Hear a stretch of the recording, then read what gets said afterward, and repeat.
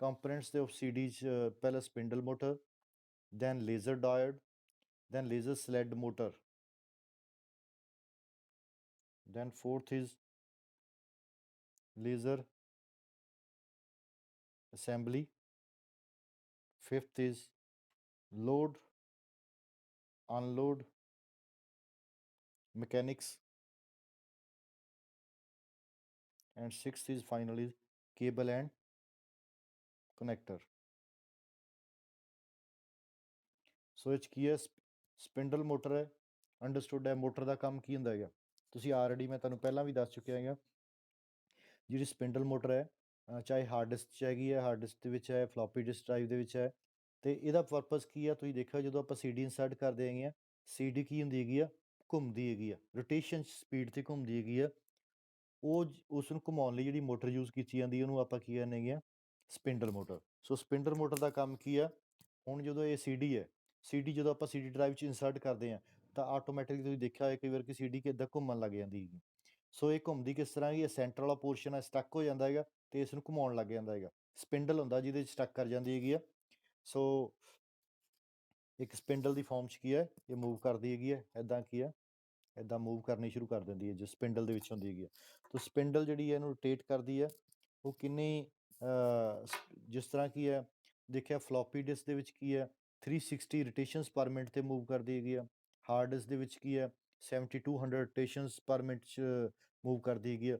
ਪਰ ਜਿਹੜੀ CD drive 'ਚ ਜਿਹੜੀ ਮੋਸ਼ਨ ਹੈਗਾ ਉਹ ਕਿੰਨਾ ਹੁੰਦਾ ਹੈਗਾ, 1600 ਟੂ 4000 RPM,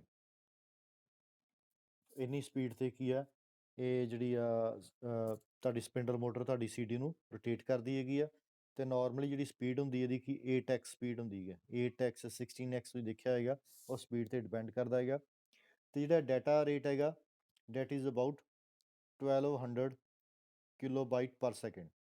ਮੀਨਸ ਕਿ ਡਾਟਾ ਕਿੰਨੀ ਸਪੀਡ 'ਤੇ ਟਰਾਂਸਫਰ ਕਰ ਸਕਦੀ ਸਪਿੰਡਲ ਮੋਟਰ, ਐਸ ਜਿੰਨੀ ਮੂਵ ਕਰ ਰਹੀ ਹੁੰਦੀ ਆ 1200 KBS kilobyte per second. Then laser diode ਜਿਹੜਾ ਹੈਗਾ ਇਹਦੀ ਖਾਸ ਇੰਪੋਰਟੈਂਸ ਹੈ, ਕਿਉਂਕਿ ਸਾਰਾ ਜਿਹੜਾ ਰੀਡ ਅਤੇ ਰਾਈਟ ਆਪਰੇਸ਼ਨ ਹੋਣਾ ਹੈਗਾ ਸਾਰਾ ਲੇਜ਼ਰ ਡਾਇਡ ਦੇ ਥਰੂ ਹੋਣਾ ਹੈਗਾ। ਲੇਜ਼ਰ ਨੇ ਕੀ ਹੈ, ਦੇਖੋ ਜਿਸ ਤਰ੍ਹਾਂ ਇਹ CD ਹੈ, ਆਹ ਦੇਖੋ CD ਹੈ, CD ਜਦੋਂ ਆਪਾਂ ਨੀਚੇ ਕਰਦੇ ਹਾਂ ਇੱਦਾਂ ਕਰਕੇ ਲੇਜ਼ਰ ਹੁੰਦੀ ਹੈ, ਇੱਥੇ ਲੇਜ਼ਰ ਇਹਦੇ CD ਦੇ ਉੱਪਰ ਇਹ ਸਰਫੇਸ 'ਤੇ ਸਟ੍ਰਾਈਕ ਕਰਦੀ ਹੈਗੀ ਹੈ। ਜਦੋਂ ਇਹ ਸਰਫੇਸ 'ਤੇ ਸਟ੍ਰਾਈਕ ਕਰਦੀ ਹੈ, ਇਸ 'ਤੇ ਜਿੱਥੇ ਡਾਟਾ ਸਟੋਰ ਕੀਤਾ ਹੈਗਾ ਪਿਟਸ ਐਂਡ ਲੈਂਡਸ ਦੇ ਵਿੱਚ ਫਾਰਮ 'ਚ, ਜਿੱਥੇ ਪਿਟ ਹੋਏਗੀ ਉੱਥੇ 1 ਹੁੰਦਾ ਹੈਗਾ, ਜਿੱਥੇ ਲੈਂਡ ਹੋਏਗੀ ਉੱਥੇ ਕੀ ਹੈ 0 ਹੋਏਗਾ। ਸੋ ਕੀ ਹੈ ਇਹਦੇ ਵਾਸਤੇ ਕੀ ਲੇਜ਼ਰ ਡਾਇਡ ਵਾਸਤੇ ਕੀ ਹੈ, ਮੈਂ ਦੂਸਰਾ ਇੱਥੇ ਐਕਸਪਲੇਨ ਕਰ ਰਿਹਾ। ਸੋ ਲੇਜ਼ਰ ਡਾਇਡ ਦਾ ਕੀ ਕੰਮ ਹੈ, ਤੁਸੀਂ ਦੇਖਿਆ ਬੱਚਿਆਂ ਕਈ ਵਾਰ ਲੇਜ਼ਰ ਹੁੰਦੀ ਹੈਗੀ ਆ, ਲੇਜ਼ਰ ਆਪਾਂ ਦੇਖ ਰਹੇ ਹਾਂ ਜਿਸ ਤਰ੍ਹਾਂ ਆਪਣੇ ਕੋਲ ਲੇਜ਼ਰ ਨਾਲ ਤੁਸੀਂ ਕੰਸਨਟਰੇਟ ਕਰ ਸਕਦੇ ਇੱਕ ਜਗ੍ਹਾ 'ਤੇ, ਠੀਕ ਹੈ। ਸੋ ਲੇਜ਼ਰ ਜਿਹੜੀ ਹੈਗੀ ਆ, ਜਿਹੜੀ ਯੂਜ਼ ਕਰਦੇ ਉਹ 780 ਨੈਨੋਮੀਟਰ ਹੁੰਦੀ ਹੈ wave length 780 nanometre wave length ਦੀ ਲੇਜ਼ਰ ਡਾਇਡ ਹੁੰਦਾ ਜਿਹੜਾ ਕਿ ਇੰਨੀ ਪ੍ਰੋਡਿਊਸ ਕਰਦਾ ਹੈਗਾ। ਸੋ ਕੀ ਹੈ ਇਹਨੂੰ ਫੋਕਸ ਕਰ ਸਕਦੇ ਹਾਂ ਕਿਉਂਕਿ ਬਿਲਕੁਲ ਇੱਦਾਂ ਬਰੀਕ ਹੁੰਦੀ ਹੈਗੀ ਆ, ਬਿਲਕੁਲ ਥਿਨ ਹੁੰਦੀ ਹੈਗੀ ਆ। ਸੋ ਆਪਾਂ ਇਹਨੂੰ ਕੀ ਕਰ ਸਕਦੇ ਹਾਂ, ਪਾਰਟੀਕੂਲਰ ਜਗ੍ਹਾ 'ਤੇ ਆਪਾਂ ਇਹਨੂੰ ਫੋਕਸ ਕਰ ਸਕਦੇ ਹੈਗੇ। ਸੋ ਫੋਕਸਿੰਗ ਦੀ ਵਜ੍ਹਾ ਨਾਲ ਕੀ ਹੈ ਜਿਹੜੇ ਟਰੈਕਸ ਹੈਗੇ ਆ ਬਹੁਤ ਨੈਰੋ ਹੁੰਦੇ ਇਹਦੇ 'ਚ, ਜਿਸ ਤਰ੍ਹਾਂ ਮੈਂ ਤੁਹਾਨੂੰ ਦਿਖਾਇਆ ਨਾ ਟਰੈਕ, ਜਿਸ ਤਰ੍ਹਾਂ ਇਹ ਜਿਹੜਾ ਸਪਾਇਰਲ ਟਰੈਕ ਤੁਹਾਨੂੰ ਦਿਖਾਇਆ ਹੈਗਾ, ਇਹ ਸਪਾਇਰਲ ਟਰੈਕ ਬਹੁਤ ਨੈਰੋ ਹੁੰਦਾ। ਨੈਰੋ ਦਾ ਮਤਲਬ ਕੀ ਆ, ਬਿਲਕੁਲ ਆ ਜਿਹੜਾ ਬਹੁਤ ਜ਼ਿਆਦਾ ਨੈਰੋ ਹੋਏਗਾ,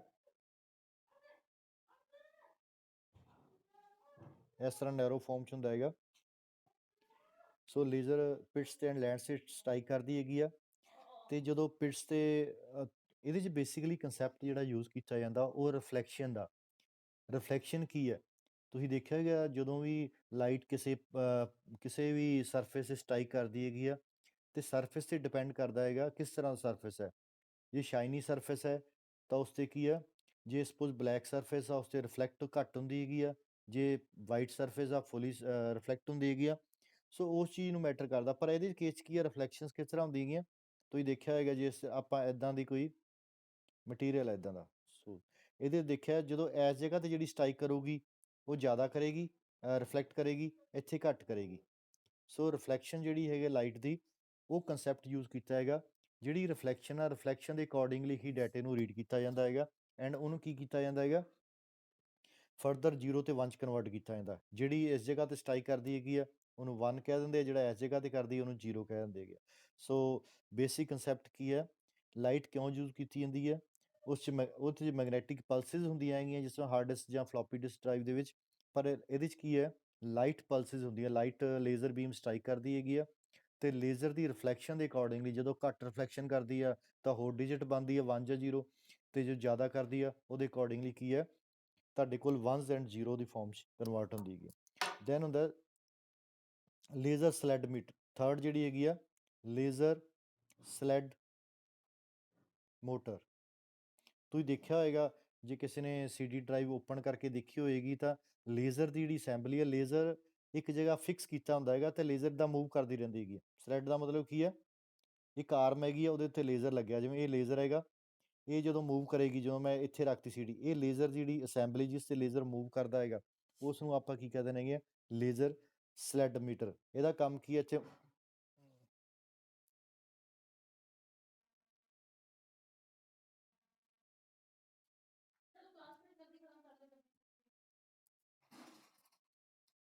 ਲੇਜ਼ਰ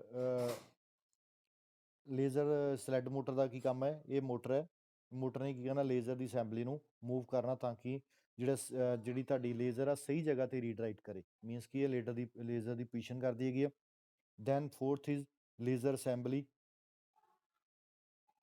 ਲੇਜ਼ਰ ਅਸੈਂਬਲੀ ਦਾ ਮਤਲਬ ਕੀ ਹੈ, ਜਿਹੜਾ ਇਹਦੇ 'ਚ ਕੀ ਹੈ, laser writes back and forth on the laser thread which is moved by laser sled motor to position.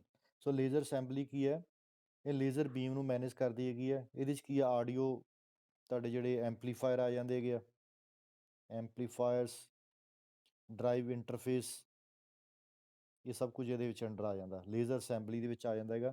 And control chip, control chip ਮਤਲਬ ਕਿ ਇਹਦੇ 'ਚ ਕੁਝ ਹੋਰ ਪਾਰਟਸ ਆ ਜਾਂਦੇ ਆ, ਜਿਵੇਂ ਆਡੀਓ ਐਂਪਲੀਫਾਇਰ ਹੈ ਤੁਹਾਡਾ, ਡਰਾਈਵਰ ਇੰਟਰਫੇਸ ਹੈ ਜਾਂ ਕੰਟਰੋਲ ਚਿਪ ਹੈ, ਉਹ ਕਾਹਦੇ 'ਚ ਆ ਜਾਂਦੀ ਹੈਗੀ ਆ, ਲੇਜ਼ਰ ਅਸੈਂਬਲੀ 'ਚ ਆ ਜਾਂਦੇ ਹੈਗੇ ਆ। ਦੈਨ ਫਿਫਥ ਇਜ਼, ਇਹ ਮੈਂ ਤੁਹਾਨੂੰ ਨੋਟਸ ਵੀ ਦੇ ਦਾਂਗਾ ਅਤੇ ਮੈਂ ਬਣੇ ਹੋਏ ਹੈਗੇ ਆ ਐਜ਼ ਇਟਸ, ਤੁਹਾਨੂੰ ਮੈਂ ਦੇ ਦਾਂਗਾ।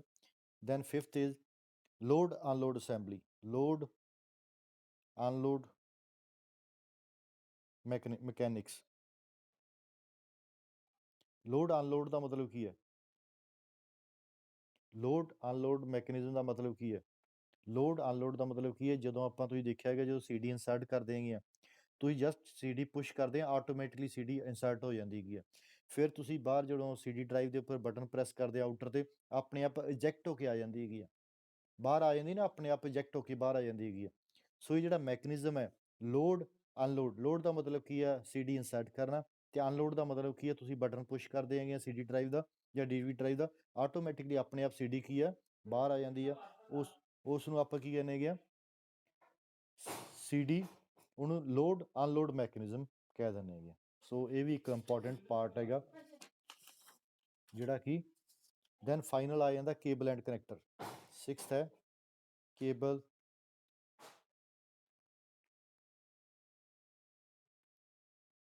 And connector.